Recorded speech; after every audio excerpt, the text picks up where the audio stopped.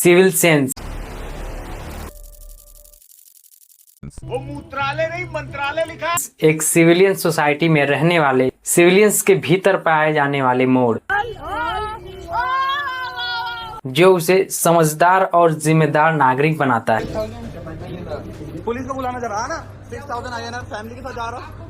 ऐसी जागरूक कोशिश जिससे कि वो समाज को एक बेहतर के बारे में सोचे और अपने आसपास के इन्वायरमेंट को बेहतर बनाए और अपने आसपास के लोगों को बेहतरीन तरह से बनाने की कोशिश करे। जैसे कचरा ना फैलाना, साफ सफाई रखना, पब्लिक प्रॉपर्टी को बरकरार रखना और नियम व कानूनों को फॉलो करना। लेकिन ये बातें हम में से अधिकांश भारतीयों के लिए इविलमेंट है, क्योंकि इंडिया क्या है? एक मल्टीकल्चरल डाइवर्स कंट्री जहां डिफरेंट कल्चर एक साथ तो एडजस्ट करते हैं, लेकिन एक चीज हम सब में कॉमन है और वो है हमारा सिविल सेंस।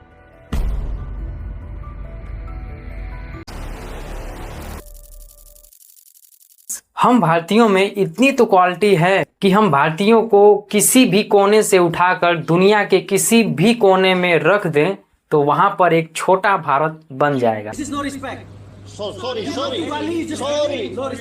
इस वीडियो में हम एक एक करके उन सारी चीजों पर बात करेंगे। सबसे पहला और सबसे बड़ा रीजन साफ सफाई रखना। साफ सफाई से हमारा दूर दूर तक कोई लेना देना नहीं है। चलो मैं तुम्हें एक वीडियो दिखाता हूँ।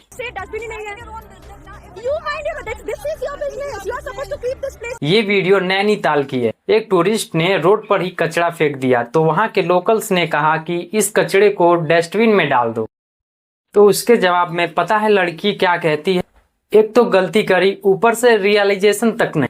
खैर, सफाई के बारे में मैं उतना बात तो नहीं करूँगा क्योंकि मुझे पता है सफाई को लेकर लोग इतना ज़्यादा रिस्पॉन्सिबल नहीं है, क्योंकि मुझे नहीं लगता कि लोग इतने रिस्पॉन्सिबल हैं कि पब्लिक प्रॉपर्टी को अपने घर की तरह साफ सफाई रखें। जो चीज पॉसिबल ही नहीं है उसे यहीं छोड़ देते हैं और बढ़ते हैं आगे की तरफ, और वो है पान मसाला। बीच रोड पर गुटखा, एरोप्लेन में गुटखा, ट्रेन्स में गुटखा और बड़ी बड़ी बिल्डिंग और सुंदर सुंदर बिल्डिंगों में गुटखा, और यहाँ तक कि दूसरों के ऊपर तक थूक देते हैं लोग गुटखा। यूपी विधानसभा के अंदर एक MLA ने गुटखा थूक दिया। हमारे विधानसभा के इस हॉल में किसी माननीय सदस्य ने पान मसाला खाकर अपने वहीं पर सेवाएं दे दी। पान मसाला ने सिंगल हैंडलिंग इंडिया को गंदा बनाए रखने और हमारी इमेज को इंटरनेशनली खराब करने में सबसे ज्यादा जिम्मेदार है। इंडियन रेलवे एक साल में 12,000 करोड़ रुपए खर्च करती है सिर्फ और सिर्फ गुटखे के दाग को साफ करने के लिए, पर फिर भी तुम्हें ज्यादातर ट्रेनों में गुटखे का दाग मिल ही जाए। मैं पहले ही बता देता हूँ, ये जो 12,000 करोड़ का नंबर है ये मुझे इंडियन मीडिया की ओर से मिला है, जिसकी क्रेडिबिलिटी की गारंटी मेरे पास नहीं है। हमारी गवर्नमेंट पान मसाला की प्रॉब्लम से निपटने के लिए क्या कर रही है ये मुझे भी नहीं पता, और क्या कर सकती है ये मुझे जरूर पता है, और वो है कुछ नहीं। और हमारे पब्लिक वॉशरूम तो ऐसे हैं, अगर जानवरों के लिए वॉशरूम बना दिया जाए तो वो इंसानों के वॉशरूम से लाख गुना साफ रहेगा।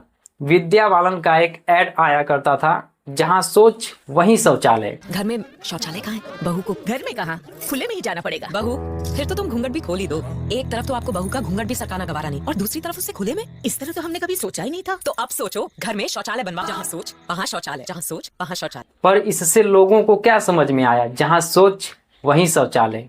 मतलब इन्होंने अपना अलग ही स्लोगन बना लिया। दूसरा रीजन जिसकी वजह से मुझे ऐसा लगता है कि हमारे लोगों को सिविल सेंस अगले आने वाले 100 सालों में भी आ जाए तो बहुत खुशी की बात है, और वो रीजन है कि लोगों के दिमाग में ये बैठ गया है कि ये पूरा देश उनके बाप की पर्सनल प्रॉपर्टी है। जैसे पब्लिक ट्रांसपोर्ट के अंदर स्मोकिंग या ड्रिंकिंग करना। रात के 1 बज रहे हैं, मेरे जस्ट पास में 3 लोग अपनी बोगी में बैठ करके दारू पी रहे हैं और गंदा गंदा अब्यूज कर रहे हैं, बहुत गंदा गंदा बोल रहे हैं। वो दारू का बोतल पड़ा है, इनके पास में कोई वेपन हो, ये कुछ कर ले, मेरे को अटैक कर दे। ये भाई साहब मेरे को बोल रहे हैं कि जो कंप्लेन कर रहे हैं उनके बच्चों को मैं मार डालूंगा। इन तीनों के साथ में बोल रहे अपने घर के पास ट्रेन की चैन खींचकर उतर जाना, उतरने के बाद भाग भी नहीं रहा, बिल्कुल आराम से फुल कॉन्फिडेंस के साथ जा रहा है। रिजर्वेशन के दूसरों की ट्रेन सीट को हड़प लेना, और सीट ना मिलने पर ट्रेन को ही तोड़ने लग जाना और यहाँ ट्रेन के पायलट के केबिन में जाकर बैठ जाना। फ्लाइट में गाने बजाने का मन है,